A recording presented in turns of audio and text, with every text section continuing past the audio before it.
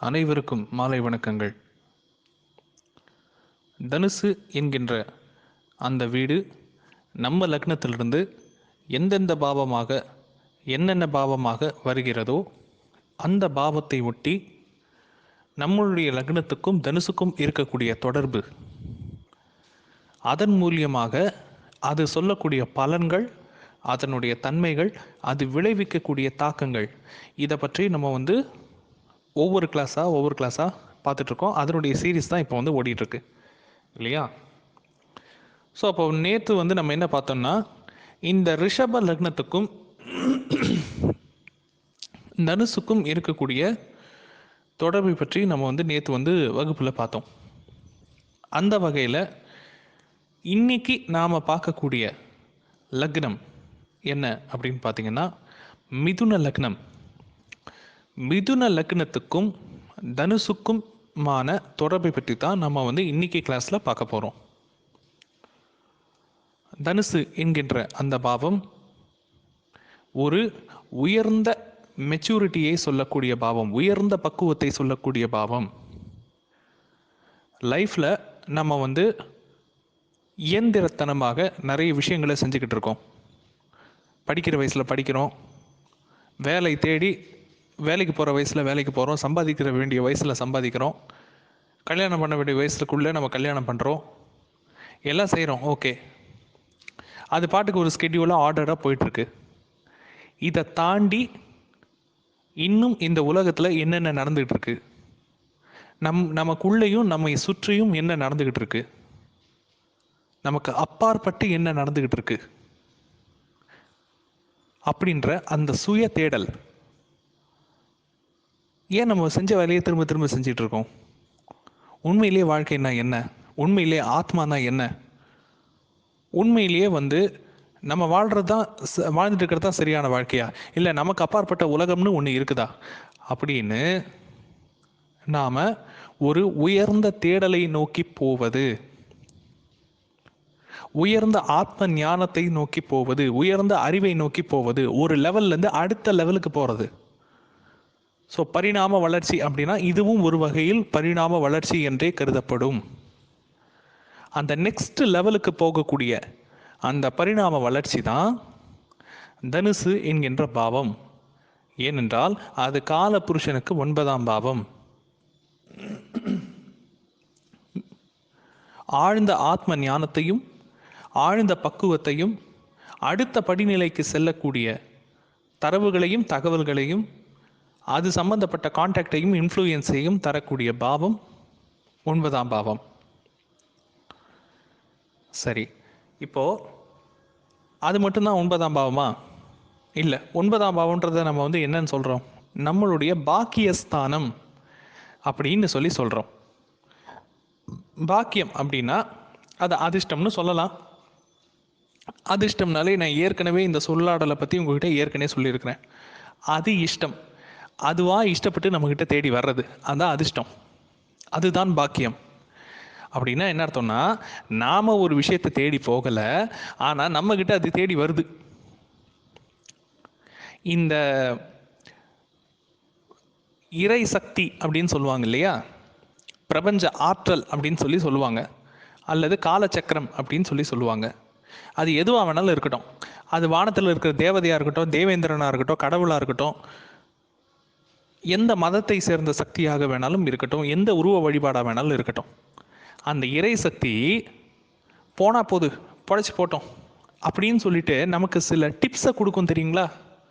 நமக்கு சில சூட்சமத்தை சொல்லி கொடுக்கும். கையை பிடிச்சிட்டு மேலே வா, முடிஞ்சால் மேலே வான்னு சொல்லிட்டு நமக்கு ஒரு ஆப்பர்ச்சுனிட்டியை கொடுக்கும், ஒரு வாய்ப்பை கொடுக்கும். நமக்குன்னு ஒரு தனித்துவமான கிஃப்ட், ஒரு தனித்துவமான பரிசு, ஒரு தனித்துவமான லக்கு, அதை இயற்கை நமக்கு ஏதாச்சும் ஒரு கட்டத்தில் வாழ்க்கையில் நமக்கு கொடுக்கும். அந்த மாதிரி இயற்கை நமக்கு கொடுக்கக்கூடிய பாக்கியம் அல்லது இறை சக்தி நமக்கு கொடுக்கக்கூடிய பாக்கியம், அதுதான் அந்த தனுசு பாவம். ஏனென்றால் தனுசு கால புருஷனுக்கு 9ஆம் பாவம். ஸோ பாக்கியஸ்தானம் அப்படின்னா இயற்கை அந்த தனுசு நம்ம லக்னத்திலிருந்து எத்தனாம் பாவமாக வருகிறதோ அந்த பாவத்தின் மூலியமாக ஏதாவது ஒரு தனித்துவமான அதிர்ஷ்டத்தை, ஒரு தனித்துவமான கொடுப்பனையை, ஒரு தனித்துவமான பாக்கியத்தை நமக்கு கொடுக்கும்.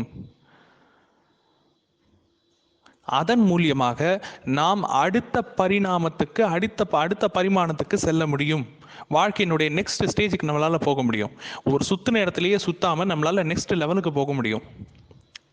அந்த ஓப்பனிங் கேட் ஓப்பன் பண்ணுறதுன்னு சொல்லுவாங்க இல்லையா, உங்களுக்கான டோர் திறந்துருச்சு அப்படின்னு சொல்கிறாங்க இல்லையா, அந்த டோர் திறக்கிற அந்த பிளாட்ஃபார்ம் தான் தனுசு.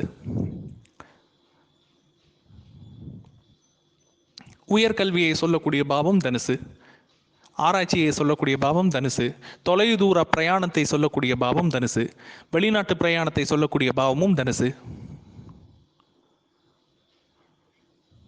அது மட்டுமா, 9ஆம் பாவம்ன்றது என்னது? தந்தையை சொல்லக்கூடிய பாவம் தனுசு, குருவை சொல்லக்கூடிய பாவம் தனுசு. ஓகே, இவ்வளவு விஷயங்கள் தனுசு என்கின்ற பாவத்தில் அடங்கி இருக்கிறது. அப்போ இந்த மிதுன லக்னத்தை சேர்ந்தவர்களுக்கு எதன் மூலியமாக இந்த தனுசு என்ற பாவத்தின் குடுப்பனை அவர்களை வந்து சேரும் அப்படின்னு கேட்டா, 7ஆம் பாவத்தின் மூலியமாக அவர்கள் தனுசு என்கின்ற அந்த பாவத்தின் குடுப்பனையை அனுபவிக்க முடியும். மிதுன லக்னத்தை சேர்ந்தவர்கள் ஆணாக இருந்தாலும் சரி அல்லது பெண்ணாக இருந்தாலும் சரி, வாழ்வில் அவர்கள் தனுசு என்னும் பாவத்தின் குடுப்பனையை அனுபவிக்க வேண்டுமென்றால் அவர்கள் 7ஆம் பாவம் என்கின்ற களத்திறனை தொட வேண்டும். அதாவது திருமணம் என்கின்ற ஸ்டேஜை அவங்க கடந்தே ஆகணும். திருமணம் அப்படின்ற அந்த ஸ்டேஜை கடக்கும் பொழுது தான் அவர்களுக்கு இந்த தனுசு என்கின்ற 9ஆம் பாவ காரகத்துவம் ஆக்டிவேட் ஆகும்.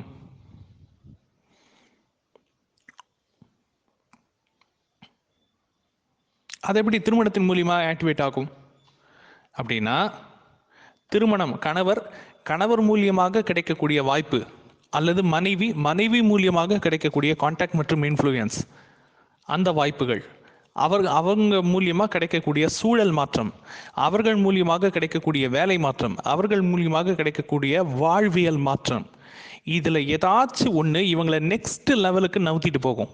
அது என்ன நெக்ஸ்ட் லெவல் அப்படின்னா, இப்படியே இருக்காதீங்க, அடுத்த லெவலுக்கு போங்க, லைஃப்பில் இன்னும் நிறைய இருக்குது அப்படின்ற அந்த பக்குவத்தையே அந்த தனுசுன்ற பாவம் தான் நமக்கு கொடுக்குது. அப்போ மிதுன லக்னத்தை சேர்ந்தவர்களுக்கு இந்த தனுசுக்கு சொன்ன அத்தனை விஷயமும் எதன் மூலியமாக செயல்படும் அப்படின்னு பார்த்தீங்கன்னா, 7ஆம் பாவத்தின் மூலியமாகவே செயல்படும்.